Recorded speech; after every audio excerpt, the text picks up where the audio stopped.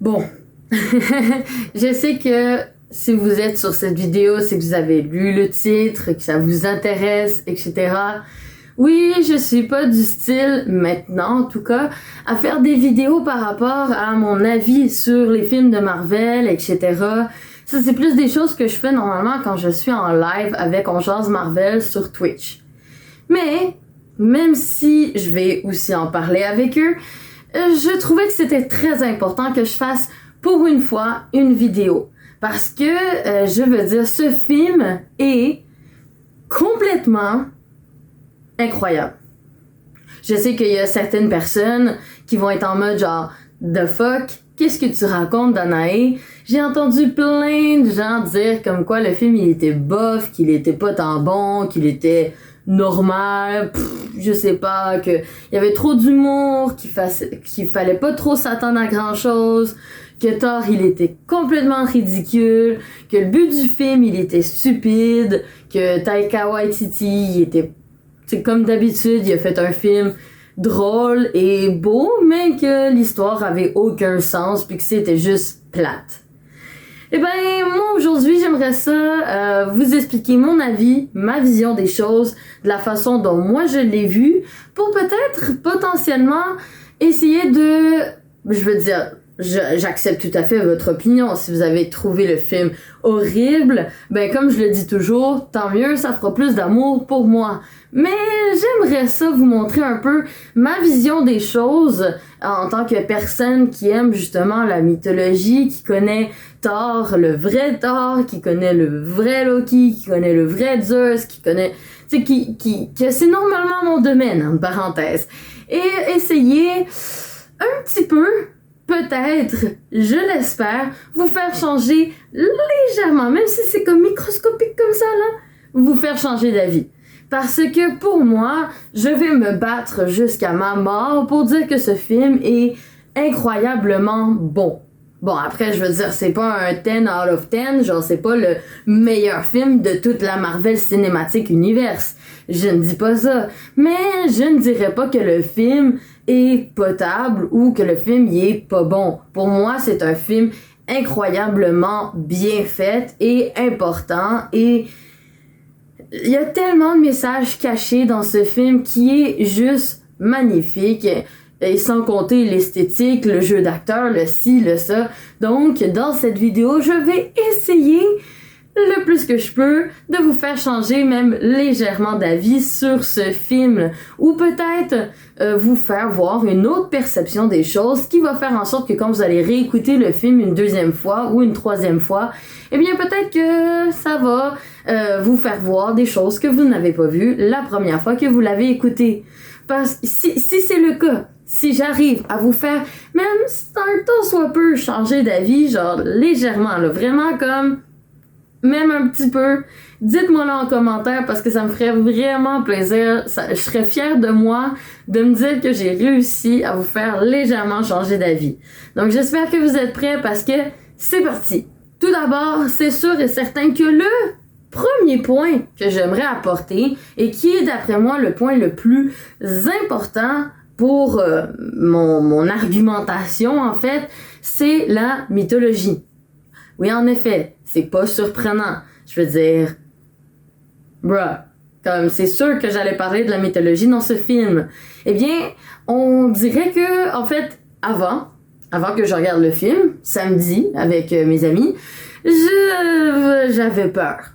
Oui, j'avais peur, vraiment peur. Parce que je me disais, j'ai tellement vu des choses, j'ai tellement entendu parler du film, etc., que j'ai l'impression que la mythologie, que ce soit la mythologie grecque ou la mythologie nordique, allait être complètement détruite. Genre que ça allait être un fiasco total, ça allait être dégueulasse, je sais pas trop comment je pourrais décrire ça. Et au final, mais pas du tout. Pas du tout, j'ai été complètement, je veux dire, ce film est littéralement la description de la mythologie de nos jours. Ok, est-ce que c'est clair?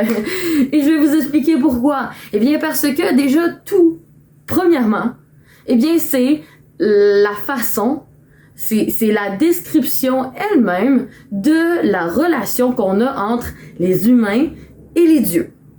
Parce que, en effet, la mythologie, c'est aussi un peu comme la religion, dans le sens où dans plusieurs pays, c'était un peu comme un signe de religion, parce qu'on priait les dieux, on leur offrait des choses, on sacrifiait des gens pour eux, tout ça pour que ceux-ci, soit qui nous protègent, soit qui nous empêchent d'avoir des trucs mauvais, soit que on les craignait, soit qu'on les priait, soit qu'on les bénissait, soit que justement on leur demandait des choses, exemple avoir une bonne moisson pour cet été, avoir de la nourriture, nous protéger lors d'un combat, etc., etc.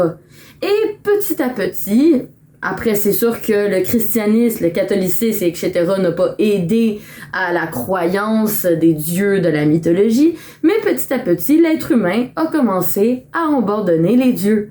En effet, de nos jours, qui réellement croit encore en Zeus? Qui réellement croit encore en Thor? Ou en Techno-Clickland? Ou en Ra? Ou en Khonshu? Ou peu importe. Qui croit réellement que ces personnes font partie de notre monde, que ces dieux sont à quelque part dans une autre planète et que ceux-ci nous regardent et qui nous aident dans notre vie? Eh bien non, peu de gens, vraiment très peu de gens y croient. Et même encore là, il y a des gens qui trouvent juste qu'ils n'ont jamais existé, que c'est quelque chose qui a été inventé. Il y en a qui rient des dieux parce qu'ils trouvent qu'ils sont ridicules, que leur histoire de la création a juste pas de bon sens, que... Tu sais, vraiment, c'est ça la relation que nous avons avec les dieux en ce moment. Alors qu'à l'époque, les gens, justement, eh bien, vu que c'était des guerriers, vu que c'était des gens qui devaient se battre, qui devaient survivre pour leur vie, etc., eh bien, ils priaient les dieux pour leur protéger. Ils offraient des choses, ils sacrifiaient des gens pour eux. Eh bien, maintenant... Tu sais, je veux dire, si, admettons, on se place dans l'univers de la MCU, eh bien, les êtres humains comptent beaucoup plus sur les super-héros que sur l'aide des dieux. Et puis, je veux dire, c'est la même chose que dans notre monde à nous. Il y a personne qui fait en sorte que, genre, je crois que Dieu va me donner quelque chose. Il y a encore des gens qui croient en Dieu, mettons, même dans le catholicisme, dans le christianisme, dans le bouddhisme, ou peu importe. Mais la mythologie en tant que telle, c'est quelque chose qui est encore plus rare que quelqu'un croit en ça. Eh bien, c'est justement, imaginez si, exemple, les dieux existeraient pour de vrai dans notre monde, comment ils se sentiraient? Eh bien, c'est la même chose que Zeus et tous les autres dieux de la Réunion dans le film se sentent. C'est comme si, et même on l'a vu dans Khonshu, dans Moon Knight, les humains ont abandonné les dieux. Donc pourquoi pas, pourquoi est-ce que eux, est-ce qu'ils bougeraient leurs fesses? Pourquoi est-ce qu'ils feraient quelque chose? Même pour un autre dieu comme Zeus veut pas aider Thor, pourquoi est-ce qu'on ferait quelque chose alors que ça nous sert plus à rien? Autant juste faire le party, s'amuser et I don't give a shit à part pour n'importe quoi. Eh bien, c'est la même chose de nos jours. Donc, ce film est littéralement la façon d'être de nos jours. Et même si on le voit à la fin, avec Zeus et Hercule, je veux dire, me semble que vous avez vu les deux scènes de pas générique. Sinon, ben, vous avez raté quelque chose, retournez sur Internet pour les écouter. Mais comme on a pu voir, Zeus, eh bien, justement, il va devenir, d'après moi, l'un des méchants de notre phase numéro 4, 5, 6, 7, 8, 9, 10, là, je sais pas trop, parce que lui-même le dit, maintenant les humains, les dieux, etc., ils comptent sur les super-héros, alors que nous, on est genre des petites merdes, il n'y a plus personne qui croit qu'on est fort, qu'on est preux, qu'on est incroyable, il n'y a plus personne qui compte sur nous. Eh bien, moi, ça me frustre, et moi, je vais me venger. C'est littéralement ce qui se passe de nos jours envers les gens qui justement regardent la mythologie, qui regardent la religion, qui croient en des dieux ou croient pas en des dieux. De plus en plus de personnes deviennent athées, de plus en plus de personnes deviennent plus scientifiques plutôt que légendes. Donc, ça fait une très belle métaphore par rapport à tout ça. Et cette façon de faire que justement, que Gore a, de haïr les dieux, parce que celui-ci, il était justement quelqu'un qui croyait en les dieux, quelqu'un qui aimait les dieux, et qu'au final, il a été trahi par le dieu qui l'a prié pendant des années, fait en sorte que celui-ci veut tuer tous les autres dieux pour montrer à quel point ils servent à rien, les dieux. Mais il y en a qui sont différents, comme Thor, qui lui est différent des autres dieux, que beaucoup de personnes le qualifient en tant que super-héros plutôt qu'en tant que dieu, en tant que lui-même.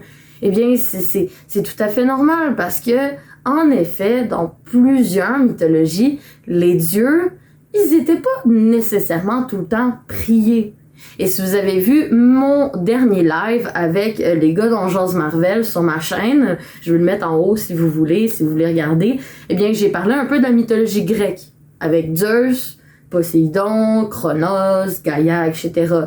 Eh bien, contrairement à ce que vous pouvez penser, ces gens-là, ils étaient craints par les humains à l'époque. On sacrifiait des choses, on donnait des bénédictions, etc. parce qu'on voulait pas attirer la cruauté et la méchanceté des dieux sur les êtres humains. Contrairement, exemple, à la mythologie nordique où les gens priaient les dieux pour pouvoir avoir plus de force, pour avoir le courage de combattre, que justement, on essayait de faire en sorte que notre vie soit digne de ces dieux-là pour aller au Valhalla, etc. Donc la mythologie grecque, contrairement à d'autres mythologies, les gens craignaient les dieux de la mythologie grecque. Ils pensaient que ceux-ci, ils étaient tout-puissants, méchants, etc. Donc là, que Zeus se fait traiter comme un bon à rien, qui se fait tuer comme ça par un Thor qui lui qualifie en tant que super-héros, mais c'est sûr que ça le met en colère. Et c'est sûr que ça va débouler à plus de choses. Eh bien, si on regarde le film de cette manière-là, si on regarde le film en tant que, justement, de cette métaphore qu'on a, nous les humains, envers les dieux, ça change beaucoup de choses dans le film. Ben, pour moi, je trouve que ça change beaucoup de choses. Ça donne quelque chose de beaucoup plus valable à la quête de Gore envers le tueur de dieux. Ça donne beaucoup plus de validité sur pourquoi est-ce que les dieux à Olympia, genre tous les dieux qui sont en réunion avec Zeus, etc., ils ont l'air d'être tous des personnes complètement débiles, là, genre que ils s'en foutent complètement, que débrouille-toi de ton côté. Ça explique aussi pourquoi Thor agit de cette façon. Et ça explique encore plus de choses dans le film. Donc passons au prochain point. Le prochain point que, justement, j'ai beaucoup de personnes, beaucoup d'amis, même quand je suis sortie du film au cinéma avec la gang, il y en a beaucoup qui m'ont parlé de cet aspect-là en disant que c'était complètement ridicule. Et oui, je parle de la fameuse scène de Zeus qui est en réunion avec tout le monde et qui parle de jeu tout le monde ensemble, hein. On va essayer de rester politiquement correct, hein, parce que sinon YouTube va me censurer. Mais voilà, c'est la scène que personne ou presque a aimé parce qu'il trouvait ça ridicule. Ben, laissez-moi un peu vous expliquer. Oui, en effet, je ne suis pas à 100% fan de cette scène, à part les fesses de Thor. Mais en tout cas, je ne suis pas extrêmement fan de la scène, moi non plus. Parce qu'il y a certains aspects qui sont juste ridicules, tu sais, dans le sens... Pourquoi est-ce que quand Thor lance l'éclair sacré sur Zeus et qu'il le tue, pourquoi il y a aucun dieu qui réagit? Ça, j'ai pas compris. Genre, je veux dire, à la limite, oui, je peux comprendre que, tu sais, comme Zeus dit, les affaires de Zeus, c'est des affaires de Zeus, les affaires de Thor, c'est les affaires de Thor. Il y a personne qui se mêle des affaires des autres. Mais il y a même pas de réaction, il y a même pas de mode de « Oh my God, Zeus, il est mort! » Puis genre, le monde panique, puis etc. Parce que, tu sais, je veux dire... Ils vénéraient tous Zeus, hein. Donc ça, j'ai pas compris pourquoi il y a personne qui réagit, entre parenthèses, à part les gardes, mais bon. À part ça, laissez-moi vous expliquer un peu plus qu'est-ce qui se passe dans cette scène-là. Déjà, de un, pourquoi Zeus et pourquoi tous les dieux ont l'air de vénérer Zeus, entre parenthèses, c'est que si je vous demande de me nommer un dieu de la mythologie, eh bien... je dirais que au moins 80% de la population va me répondre Zeus parmi les 3 premières réponses. Parce que il est un des dieux les plus connus, qui a été utilisé le plus souvent dans la pop culture, et qui est juste connu de tout le monde, que tu sois au Japon, que tu sois en France, que tu sois au Québec, aux États-Unis, en Afrique, tout le monde qui a un peu eu accès à la technologie, à des livres, etc., connaît le fameux dieu Zeus. Et puis, justement, ça pose problème parce qu'il y a des gens qui imaginent Zeus en tant que grand guerrier valeureux qui, avec sa foudre, combat les méchants et qui, justement, qui inspire la force. Alors qu'en réalité, je suis désolée, mais Zeus, il pensait qu'au... Ok, vous avez compris? Il pensait qu'à ça. Je veux dire, il y a eu 12 femmes, ce gars-là. Il y a eu plein d'enfants. Qu'il a abandonné lâchement, et on doit se le dire qu'il faut penser que la mythologie grecque vient des Grecs et que la mythologie romaine, qui est souvent associée à la mythologie grecque, vient des Romains. Et si vous connaissez légèrement un peu la culture romaine ou la culture grecque à cette époque, eh bien c'est des gens qui sont très axés sur la beauté, vous avez compris? Et sur justement les parties en gros groupes qui font des et qui font ça avec autant des hommes, avec des femmes. Ça existait pas un concept de genre homosexualité ou pas homosexualité ou quoi que ce soit. Eux autres, si j'ai envie de faire ça avec mon voisin d'à côté ou avec ma voisine d'à côté, puis qu'ils sont tous les deux d'accord, let's go for it.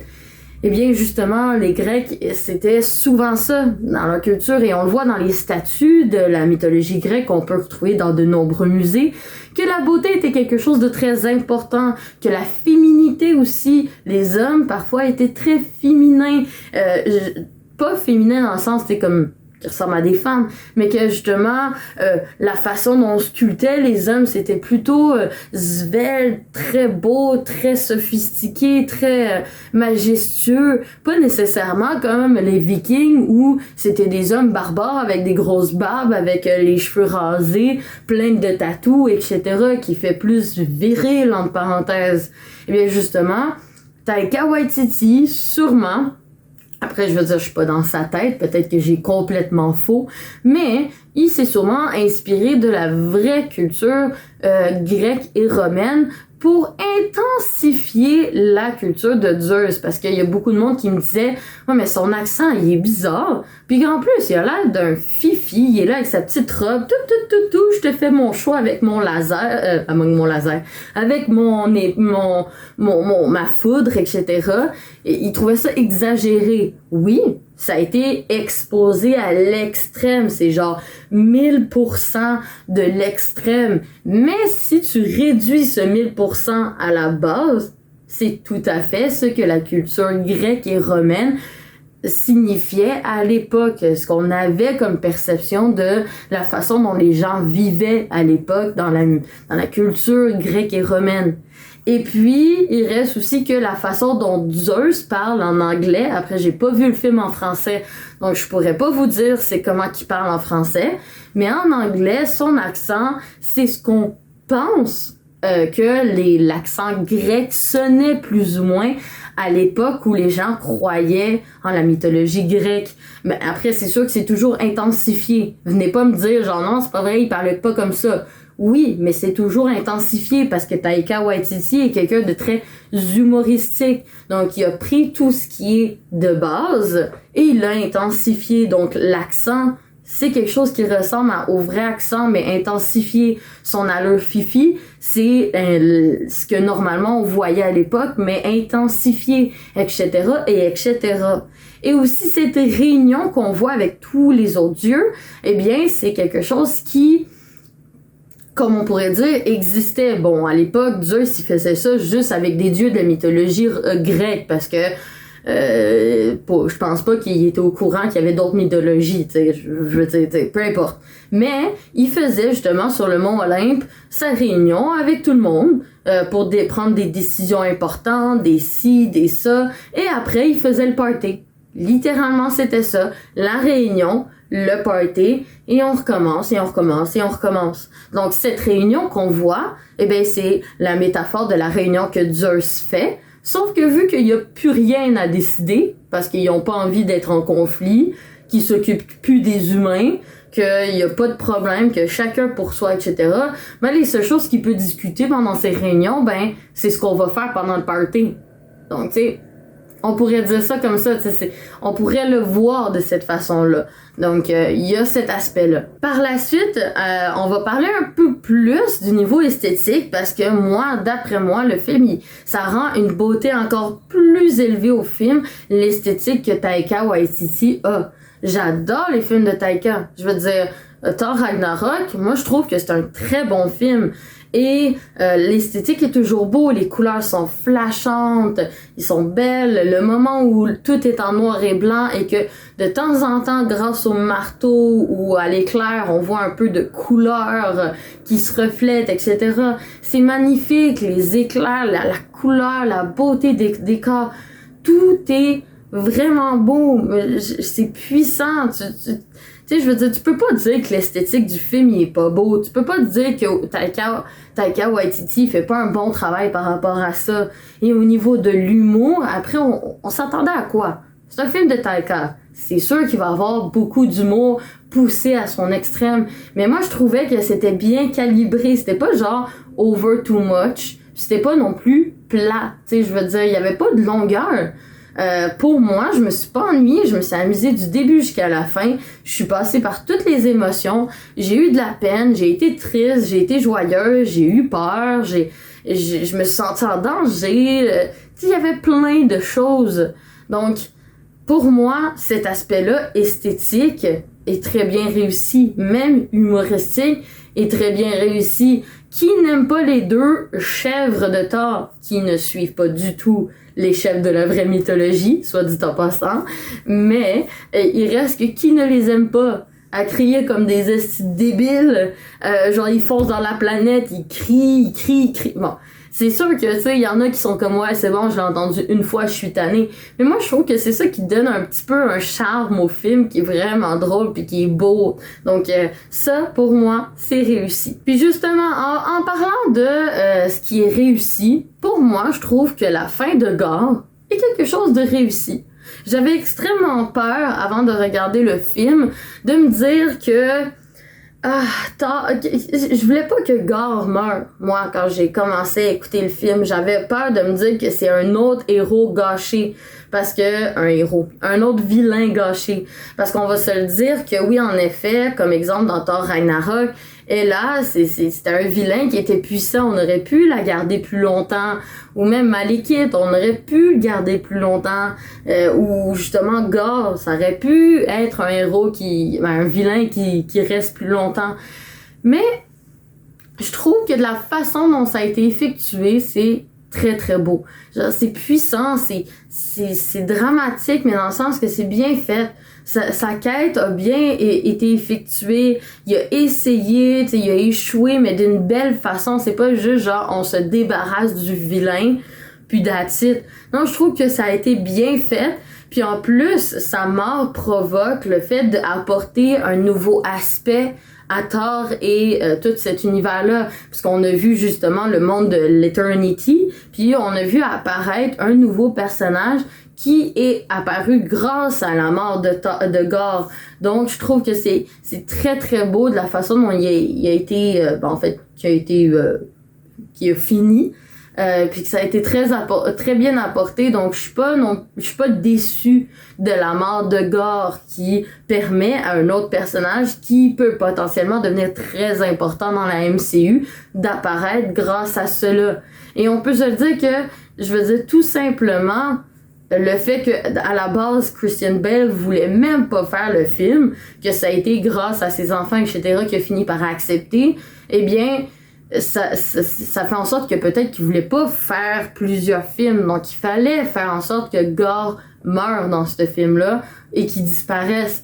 Et bien, je trouve que la façon dont Christian Bale a joué son jeu d'acteur pour le personnage, c'était magnifique, c'était incroyable, il jouait la folie en même temps de jouer l'humour, en même temps de jouer la tristesse, la profondeur, comment il s'est fait trahir par les dieux, à quel point il était croyant, qu'il s'est fait trahir, qu'il a perdu sa fille, que là il veut juste se venger. C'est un homme il veut juste se venger, de comment les dieux agissent maintenant de nos jours comme des ingrats. Et que lui, justement, il trouve qu'ils servent à rien. Sa quête était magnifique et sa fin l'était aussi. Par la suite, en parlant de la fin de Gar, c'est aussi la fin de Jane Foster. Même s'il y a beaucoup de monde qui n'aimait pas ce personnage et qui aimait encore moins la relation qu'elle avait avec Thor, il reste quand même que son apparition suit énormément les comics. En effet, si vous avez lu, moi j'ai lu celui-ci, la mort de la plus puissante Thor. J'ai lu ce comic-là avant de regarder le film parce que ça donnait que c'était le seul qui était disponible dans le magasin où j'allais. Eh bien, figurez-vous que je suis contente d'avoir lu ce comics-là en particulier parce qu'il y a beaucoup de choses qui ressemblent au film. Dans le sens où l'histoire de Jane, plus ou moins, tu sais, je veux dire, le méchant change, il y a des éléments qui changent. Je veux dire, je vais pas tout vous raconter parce que peut-être qu'il y en a qui veulent lire le comics, mais la situation de Jane, son cancer, le fait qu'elle doit se sacrifier pour aider à sauver tout le monde, etc., eh bien, c'est exactement à 90% ce qui se passe dans la fin de ce comics. Et même encore là, certains personnages qu'on voit dans ce comics, eh bien, on les voit aussi, soit dans la scène post-crédit, ou soit dans le film en général. Donc, sérieusement, j'ai été super contente parce que moi qui connaissais la fin de comment est-ce que Jane Foster finissait dans ce comics-là, et que je l'ai vu quasiment à la perfection dans le film, eh bien, ça m'a fait énormément plaisir, mais aussi très triste parce que je veux dire, c'était dramatique comme fin, mais c'était une belle fin. C'était une belle fin dramatique. En tout cas, on va ranger le comics sans faire tomber tout. Voilà, comme ça. Et donc, justement, ça laisse à la scène de fin, la première scène post-crédit, non, la deuxième scène post-crédit, celle de Jane Foster au Valhalla, qui est justement des scènes qui se retrouvent dans ce comics. Eh bien, ça nous laisse à croire que potentiellement, justement, Jane Foster ainsi que tous les autres dieux qui sont morts seraient potentiellement capables de revenir. Parce que pourquoi est-ce qu'on montrerait une scène comme ça si c'est pour plus jamais revoir ces dieux-là? Ça sert à rien de montrer le Valhalla. Mais, justement, ça montre à quel point le Valhalla est peut-être un monde qu'on peut atteindre même étant pas mort. Et que peut-être que des dieux tels que Odin, Heimdall, Frigga, Jane Foster pourraient revenir pour aider les Avengers et compagnie à combattre certains méchants en se faisant ressusciter. Parce que dans le comics, c'est quelque chose qui se fait, que Jane Foster a fini par peut-être revenir. Après, je veux pas tout vous raconter, mais c'est très, très, très ressemblant.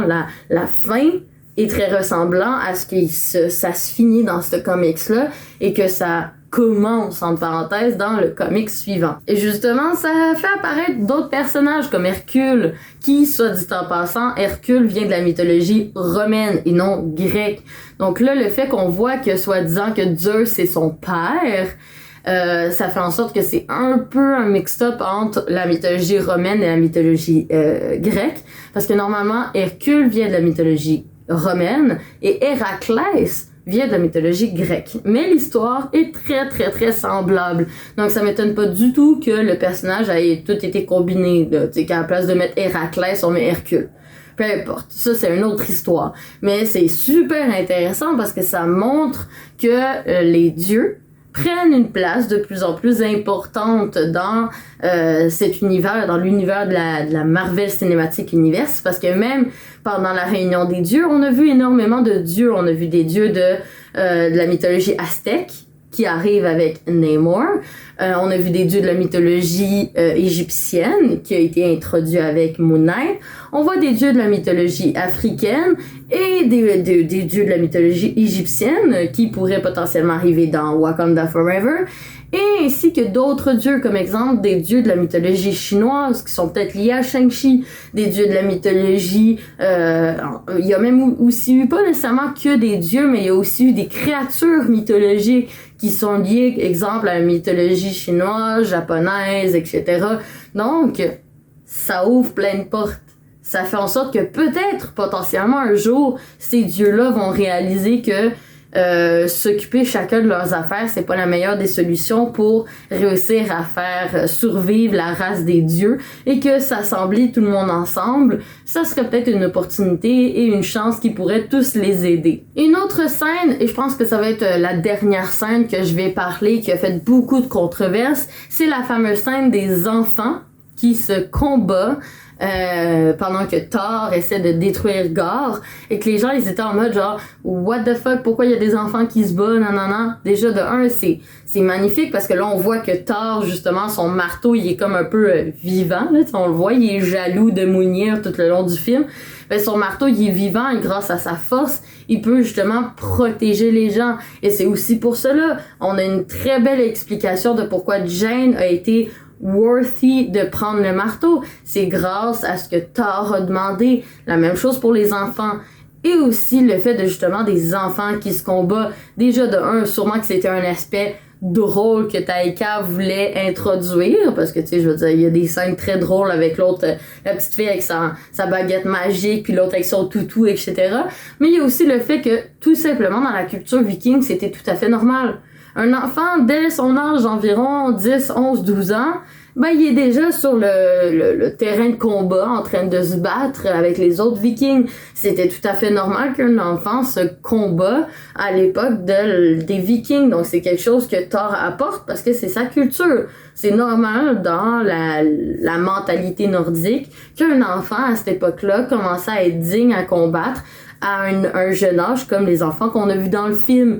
Et tout simplement, le combat, il est drôle, il est beau, il est esthétique, donc je vois pas c'est quoi le problème, entre parenthèses. Mais je comprends qu'il y a d'autres personnes qui ont trouvé que c'était un petit peu abusé de faire combattre les enfants, puis etc. Mais, pour moi, déjà de un, ça introduit le fait que c'est de la culture nordique, c'est de la culture viking en général, et que de deux, eh bien, ça introduit certains personnages comme le fils de Heimdall, qui pourrait justement montrer qu'on se rapproche peut-être des Young Avengers, mais pas celles qu'on connaît à 100% des comics, mais plutôt des Young Avengers, avec comme exemple le fils de Heimdall, mélangé avec les fils de Wanda, mélangé avec America Chavez, etc. Donc, ça laisse des portes ouvertes. Ça sera peut-être pas des portes qui vont être empruntées ou exploitées, mais au moins, on ouvre toutes les portes pour qu'ensuite, quand on soit rendu à ce moment-là, eh bien, on choisit celles qui seraient les plus favorables pour la MCU.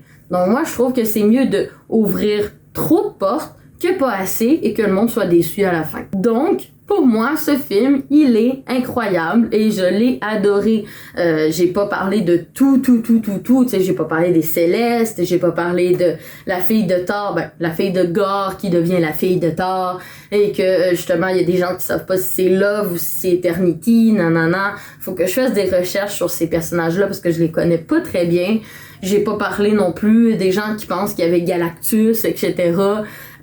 J'ai pas parlé de tous les aspects de ce film, des Gardiens de la Galaxie, etc. Parce que sinon, vous aurez littéralement une vidéo de 1h30. Mais au moins, je vous ai apporté tous les points principaux qui, d'après moi, pourraient vous faire voir les choses légèrement différemment dans le film, ou peut-être comprendre certaines choses que vous avez peut-être pas vues la première fois que vous avez vu le film. Mais moi, j'ai adoré le film. L'humour était bon, le visuel était bon, les acteurs étaient bons, la fin était bonne. Tout était correct, à part certains petits aspects. Je dirais pas que le film est un 10 sur 10, mais facilement un 8 ou 9 sur 10 d'après moi, et je vais être super contente de le réécouter une deuxième fois, troisième fois, quatrième fois comme Thor Ragnarok. Donc dites-moi ce que vous en pensez dans les commentaires, et je vous laisse là-dessus. Je vous fais des gros bisous du Québec!